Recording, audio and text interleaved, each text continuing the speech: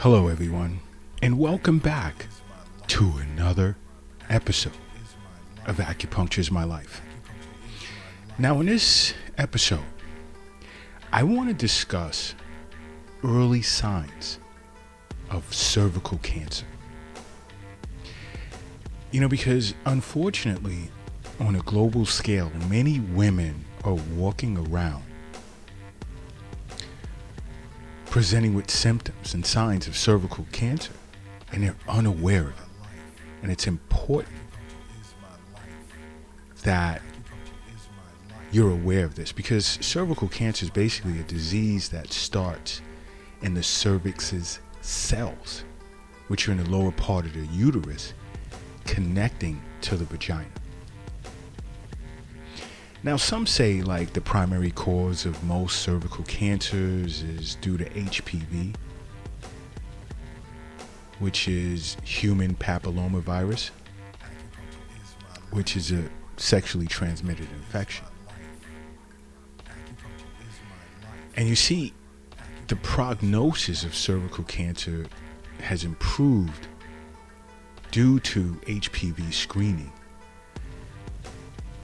Regular screenings, rather, I should say. So it's important that you're able to pick up the signs early so that you can see a specialist to be cared for. All right, but one of the early signs is I need my green tea. Abnormal vaginal bleeding. Okay, because abnormal vaginal bleeding is a critical symptom that you have to pay attention to, because it can manifest as bleeding between menstrual periods or what else I would say, after sexual intercourse, or even during menopause. Now, occasional spotting can be normal, but if you notice significant change in bleeding patterns, such as, let's say, heavier than usual periods or random spotting,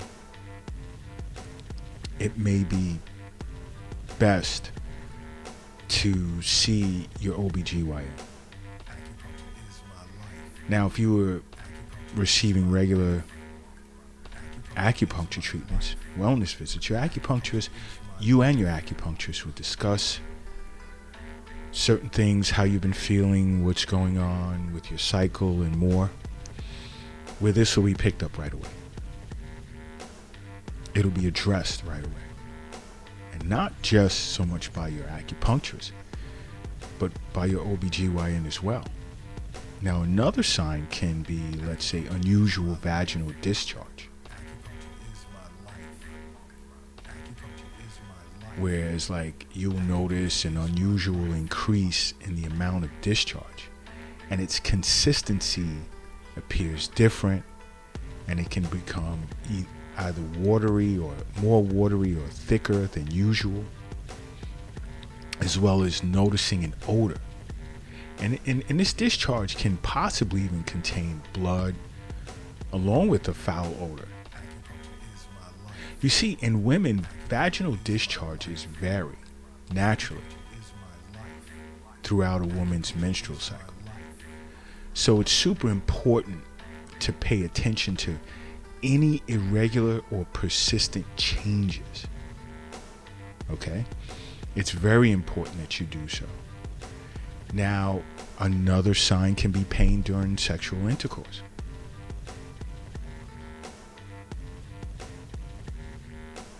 Now, pain during sexual intercourse can be a telling early sign of cervical cancer,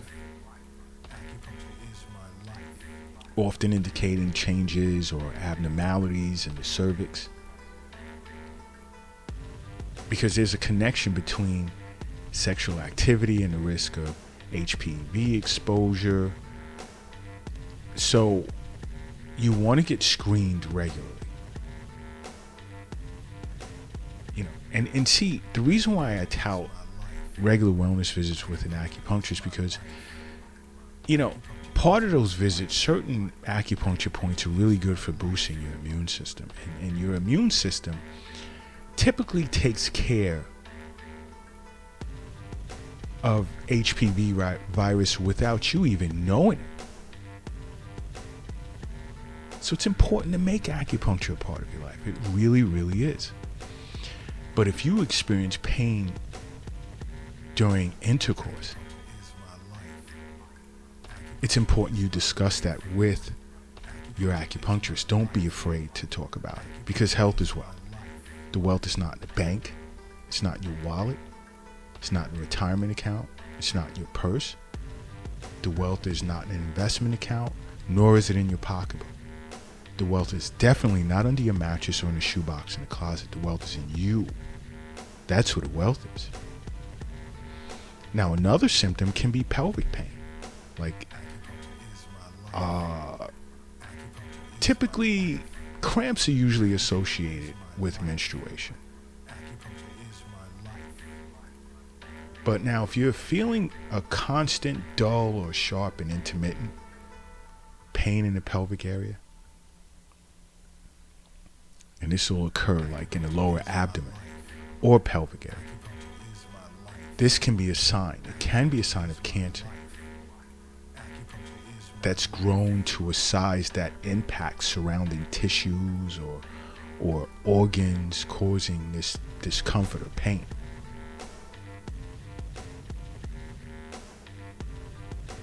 So if you're noticing pelvic pain unrelated to menstrual cramps or ovulation, you have to let your OBGYN or acupuncturist know right away. It's important that you do so. Another sign can be, let's say, changes in your menstrual cycle. Unfortunately, some women ignore that, but it's not good to do that. And when I say changes, like irregular periods, heavier or lighter bleeding than usual, shorter or longer cycles. Now, stress can cause this, hormonal changes but also cancer. So you always want to be conscious of your state of health without panicking. And some will ask, like,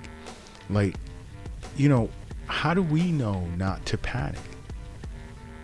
The best way to know not to panic is to make acupuncture part of your life.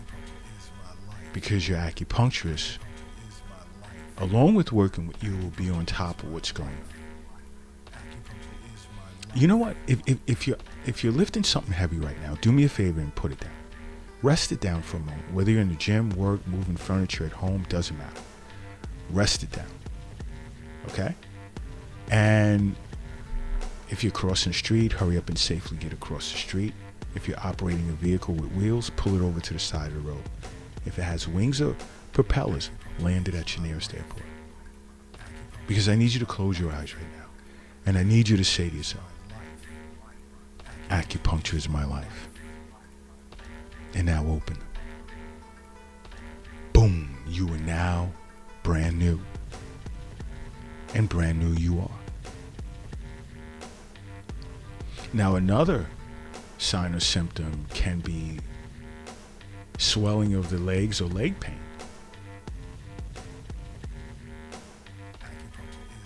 This can be a symptom of advanced cervical cancer.